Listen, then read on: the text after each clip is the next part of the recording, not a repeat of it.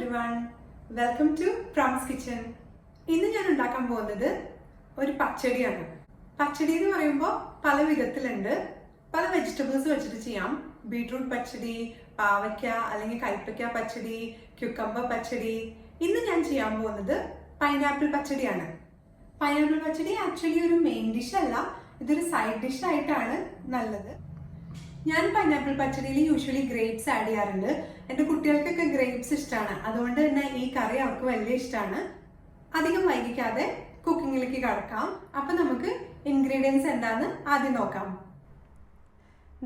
അത്യാവശ്യം പഴുത്ത പൈനാപ്പിളാണ് ഞാൻ എടുത്തു വെച്ചിരിക്കുന്നത്. ഇത് തൊലി കളഞ്ഞ് വൃത്തിയായി കഴുകി വെച്ചിട്ടുണ്ട്. ഇതിൻ്റെ പകുതിയെ നമ്മൾ യൂസ് ചെയ്യണുള്ളൂ.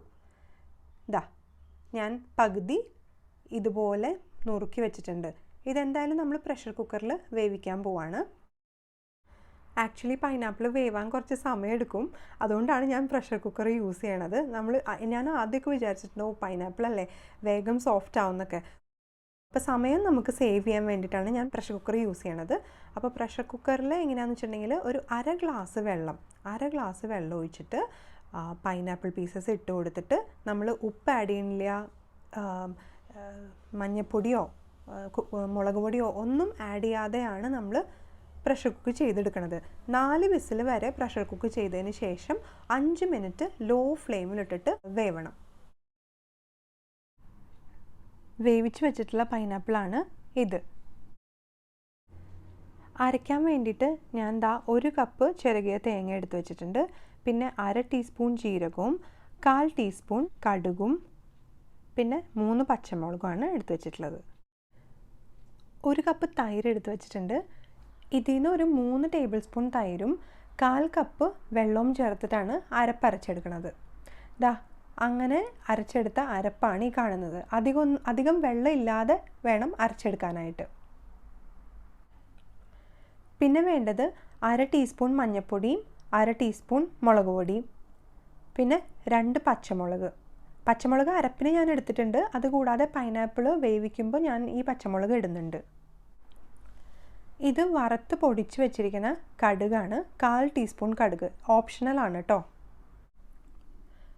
കടുക് വറുത്തിടാനായിട്ട് കടുകും വറ്റൽമുളകും കറിവേപ്പിലയും എടുത്ത് വെച്ചിട്ടുണ്ട്. പിന്നെ എടുത്തിട്ടുള്ളത് കുറച്ച് സീഡ്ലെസ് ഗ്രേപ്സ് ആണ്. ഇത് പൈനാപ്പിൾ പച്ചടിക്ക് ടേസ്റ്റ് കൂട്ടും. നിങ്ങൾക്ക് ഇഷ്ടമില്ല എന്നുണ്ടെങ്കിൽ ഒഴിവാക്കാം കേട്ടോ. 1 ടേബിൾ സ്പൂൺ ശർക്കര പൊടിച്ചത് വേണം. പൈനാപ്പിളിന് എപ്പോഴും ഒരു മധുരവും പുളിപ്പും ഉണ്ടാവും. പിന്നെ നമ്മൾ ചേർക്കുന്ന തൈരിനും കുറച്ച് പുളി ഉണ്ടാവും. അപ്പോൾ അത് ബാലൻസ് ചെയ്യാനാണ് ശർക്കര ചേർക്കുന്നത്. ആവശ്യത്തിന് ഉപ്പും കൂടി എടുത്തു വെച്ചിട്ടുണ്ട്. ഇനി ഒരു പാൻ വെച്ചിട്ട് നമുക്ക് പൈനാപ്പിൾ ഇട്ട് കൊടുക്കാം. കാരണം പൈനാപ്പിളിൽ കുറച്ച് വെള്ളമുണ്ട്. ആ വെള്ളം ഒന്ന് വറ്റണ വരെ നമുക്ക് കുക്ക് ചെയ്തെടുക്കണം. പൈനാപ്പിൾ പ്രഷർ കുക്ക് ചെയ്തെടുത്തപ്പോൾ നമ്മൾ ഉപ്പോ മഞ്ഞൾപ്പൊടിയോ മുളക് പൊടിയോ ഒന്നും ആഡ് ചെയ്തിട്ടില്ല. അപ്പോൾ ഞാൻ ഇവിടെ 2 പച്ചമുളക് ആഡ് ചെയ്യുന്നുണ്ട്. ഇതെന്തിനാണെന്ന് വെച്ചിട്ടുണ്ടെങ്കിൽ ഈ പച്ചമുളകിൽ കിടന്നിട്ട് ഒന്ന് തിളയ്ക്കുമ്പോൾ ഈ പച്ചമുളകിൻ്റെ ഫ്ലേവർ കറിയിലേക്ക് ഇറങ്ങും. രുചി കൂട്ടും ആക്ച്വലി അത് കറിക്കൊക്കെ. ഒരു 5 മിനിറ്റ് നമുക്ക് അടച്ചു വെച്ചിട്ട് ഒന്ന് തിളപ്പിക്കാം. 5 മിനിറ്റ് കഴിഞ്ഞിട്ടുണ്ട്. നമുക്കൊന്ന് തുറന്ന് നോക്കാം. നന്നായിട്ട് തിള വന്നിട്ടുണ്ട്, പക്ഷേ വെള്ളം വറ്റിയിട്ടില്ല. ഇനി നമുക്ക് ഒന്ന് തുറന്ന് വെച്ച് വേവിക്കാം. നിങ്ങൾക്കിപ്പോൾ കാണാം പച്ചമുളക് ഒന്ന് വാടിയിട്ടുണ്ട് ഈ വെള്ളത്തിൽ കിടന്ന് തിളച്ചിട്ട്. അപ്പോൾ ഇനി നമുക്ക് ഒന്ന് മിക്സ് ചെയ്തിട്ട് തുറന്ന് വെച്ചിട്ട് വേവിക്കാം. ഈ സമയം തന്നെ നമുക്ക് മഞ്ഞൾപ്പൊടിയും മുളക് പൊടിയും ചേർത്തിട്ട് ഇളക്കി കൊടുക്കാം.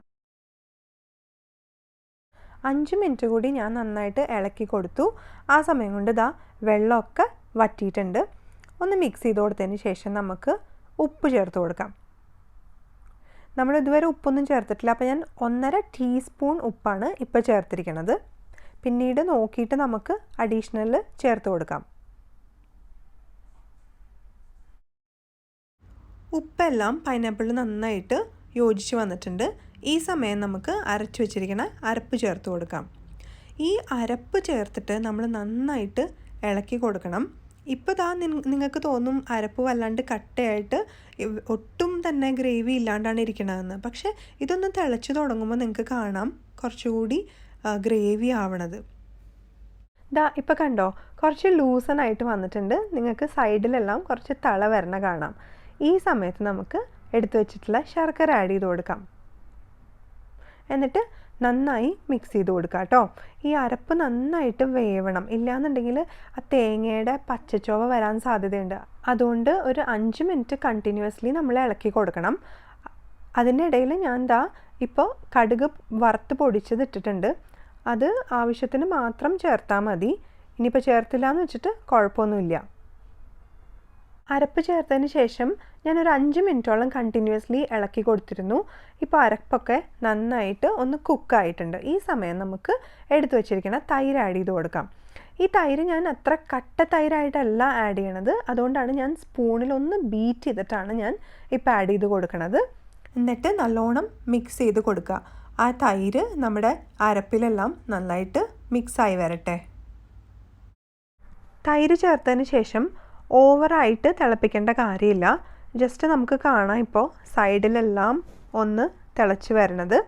ആ സമയം നമുക്ക് തീ ഓഫ് ചെയ്ത് കൊടുക്കാം. ഇപ്പോൾ തീയൊക്കെ ഓഫ് ചെയ്തു. അതിനുശേഷം ഞാൻ ഗ്രേപ്സ് ചേർക്കാൻ പോവാണ്. ഗ്രേപ്സ് ചേർത്തതിന് ശേഷം നല്ലോണം ഒന്ന് മിക്സ് ചെയ്യുക. അതിനുശേഷം ജസ്റ്റ് ഈ ചൂടോടുകൂടെ തന്നെ നമുക്ക് അടച്ചു വയ്ക്കാം. 3/4 കുക്കിംഗ് കഴിഞ്ഞു നമ്മുടെ. ഇനി വേണ്ടത് കടുക് വറുക്കൽ മാത്രമാണ്. ഞാൻ എപ്പോഴും പൈനാപ്പിൾ പച്ചടി പിന്നെ കൂർക്കുകാളനൊക്കെ വയ്ക്കുമ്പോൾ ഒരു ഇത്തിരി ചെറുതായിട്ട് നെയ്യ് ആഡ് ചെയ്ത് കൊടുക്കും. നെയ്യ് എന്ന് പറഞ്ഞാൽ ഒരു ടീസ്പൂൺ നെയ്യേ ഞാൻ ആഡ് ചെയ്യണുള്ളൂ. ബാക്കി കുറച്ച് വെളിച്ചെണ്ണയാണ് ആഡ് ചെയ്യണത്. ഇതിലാണ് കടുകും വറ്റൽമുളകും കറിവേപ്പിലയും വറുത്തെടുക്കാൻ പോകുന്നത്.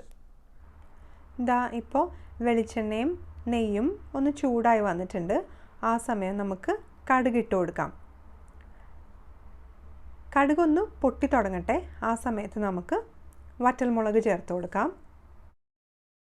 എനിക്ക് ഇപ്രാവശ്യം മാർക്കറ്റിൽ പോയപ്പോൾ ഇങ്ങനത്തെ ഉണ്ടമുളകാണ് കിട്ടിയത്. അപ്പോൾ അതെനിക്ക് ഭയങ്കര ഇഷ്ടമാണ്. അതിൻ്റെ ഒരു ഫ്ലേവർ നമുക്ക് കഴിക്കുമ്പോഴും നമ്മളതൊന്ന് ഉടച്ച് ചോറിൽ ഉടച്ച് കഴിക്കുമ്പോൾ രസമാണത്. ഓക്കെ, മുളക് ഇട്ട് കൊടുത്തു നമ്മൾ. അതിനുശേഷം നമുക്ക് കറിവേപ്പില ആഡ് ചെയ്യാം. ഇപ്പോൾ പൈനാപ്പിൾ പച്ചടിയിൽ ഞാൻ യൂഷ്വലി ഉലുവ ആഡ് ചെയ്യാറില്ല കേട്ടോ. കറിവേപ്പില ഇട്ട് കൊടുത്ത ഉടനെ തന്നെ നമുക്ക് തീ ഓഫ് ചെയ്യാം. അതിനുശേഷം നമുക്ക് കറിയിലേക്ക് മാറ്റി കൊടുക്കാം. നന്നായിട്ടൊന്ന് മിക്സ് ചെയ്ത് കൊടുക്കുക.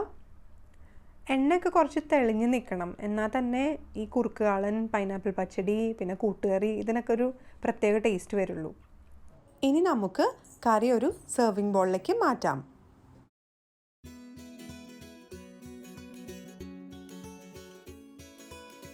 പൈനാപ്പിൾ പച്ചടി ഉണ്ടാക്കി കഴിഞ്ഞു. ഇതിൽ ഞാൻ കടുക് അരച്ചും ചേർക്കുന്നുണ്ട്. അതുകൂടാതെ കടുക് വറുത്ത് പൊടിച്ചത് ഒരു 1/4 ടീസ്പൂണും ചേർക്കുന്നുണ്ട്. അത് തികച്ചും ഓപ്ഷണലാണ്. നിങ്ങൾക്ക് ഇഷ്ടമില്ലെന്നുണ്ടെങ്കിൽ നിങ്ങൾക്ക് അവോയ്ഡ് ചെയ്യാം കേട്ടോ. ഇത് ഒരു കാര്യം പറയാനുള്ളത്, തൈര് എടുക്കുമ്പോൾ കുറച്ചെങ്കിലും പുളിയുള്ള തൈര് എടുക്കണം. അപ്പോഴാണ് പുളിയും മധുരവും തമ്മിലുള്ള കോമ്പിനേഷൻ ശരിയാവുള്ളൂ. ഇത് നല്ലൊരു റെസിപ്പിയാണ്. വളരെ സിമ്പിൾ ആയിട്ട് ചെയ്ത് എടുക്കാവുന്നതേ ഉള്ളൂ. ഞാൻ പലപ്പോഴും ഇതുമാതിരി വിഷു, ഓണമൊക്കെ വരുമ്പോൾ ഞാൻ ഉണ്ടാക്കാറുണ്ട്. അപ്പൊ പലരും എന്റെ ഫ്രണ്ട്സ് എല്ലാം വന്നിട്ട് കഴിക്കുമ്പോൾ അവർക്ക് വളരെ ഇഷ്ടമാണത്. അപ്പൊ എല്ലാവരും ട്രൈ ചെയ്ത് നോക്കണം. എന്നിട്ട് ഫീഡ്ബാക്ക് അറിയിക്കണേ. എന്റെ ചാനൽ സബ്സ്ക്രൈബ് ചെയ്യാൻ മറക്കല്ലേ. പിന്നെ വീഡിയോസ് ഇഷ്ടമാണെങ്കിൽ നിങ്ങൾ ലൈക്ക് ചെയ്യുക, കമന്റ് ചെയ്യുക, പിന്നെ ഷെയറും ചെയ്യുക. പിന്നെ സജഷൻസ് ഉണ്ടെങ്കിൽ കമന്റ്സ് വഴി അറിയിക്കണേ. Thank you for watching. By.